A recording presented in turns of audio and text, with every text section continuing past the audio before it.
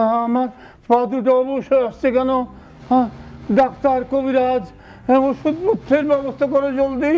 আমি পা অবশ্যই আসছে। মহাজন, আপনি উতলা হবেন না। শহর থেকে বড় বড় ডাক্তার, কবিরাজ আসছেন।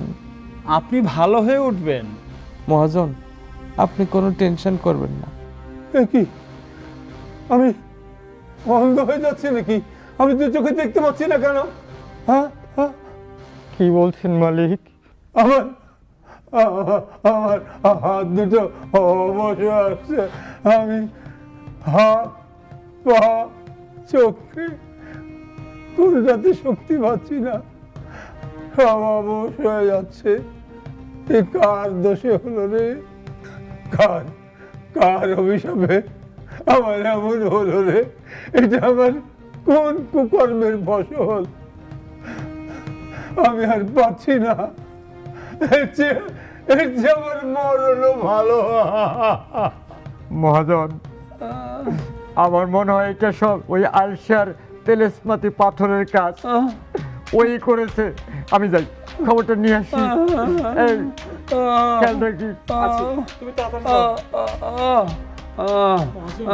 একটু ধৈর্য ধরুন।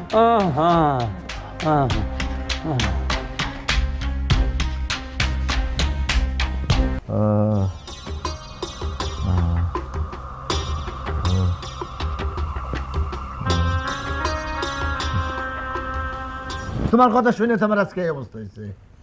লোভ মানে না বেশি করে, আর আমার হাতও গেছে, চোখান্দা হচ্ছে। সবুর করো, সব কিছু ঠিক হয়ে যাইব। আমি কই কি, এমন কাজ করমু যাতে সাপও মরে আবার লাঠিও না ভাঙে।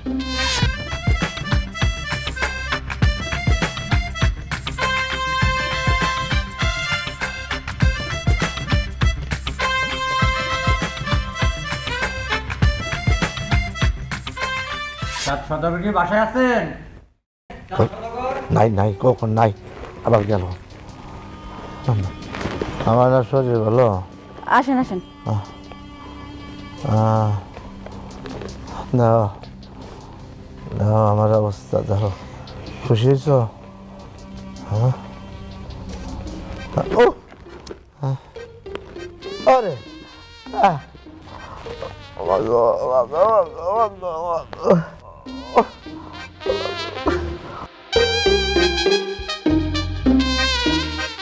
দেখেন দেখেন, ভালো কইরা দেখেন। তার তো এক চোখ, এক হাত আর এক ঠ্যাং নষ্ট হয়ে গেছে।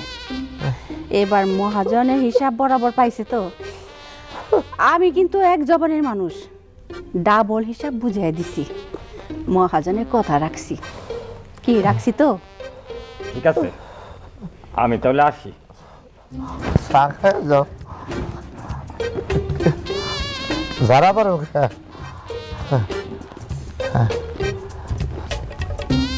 বাড়িতে অতিথি এলে চা নাস্তা দিতে হয়।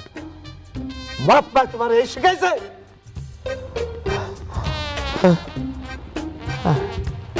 আমাকে আর চাঁদ সওদাগরের কি হলো?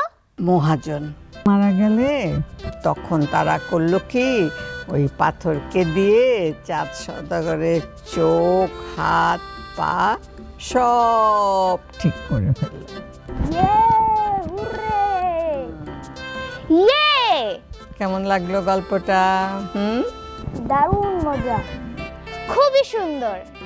গল্প তো শুনলে মজাও লাগলো, কিন্তু একটা কথা আমাকে বলো, এই গল্প থেকে আমরা কি শিখতে পারলাম? গরিব লোকটা ধনী হয়ে গেল। তারা বিবির অনেক বুদ্ধি। ঠিক বলেছ, কারো জিনিস দেখে, কিছু দেখে লোভ করতে হয় না। আর লোভ করলে শেষ পর্যন্ত কিন্তু নিজেরই ক্ষতি হয়। হ্যাঁ, কথায় বলে লোভে পাপ, পাপে মৃত্যু। ঠিক আছে? তাহলে দুজনে মিলে দাদির কাছে গল্প শুনছো, তাই না? মা, আপনি পারেনও। পারতে হয় গো মা, পারতে হয়। ওদের বাবা কি কম দুষ্ট ছিল? একলাই তো সব সামলেছি, রান্না বাড়া, ঘর সংসার, ছেলেপুলে সামলানো। আপনাকে এক কাপ চা দিই মা? চা দিবে? তাও ভালোই হয়তো, এতক্ষণ ওদের সঙ্গে কথা বলতে বলতে গলা শুকিয়ে গেছে।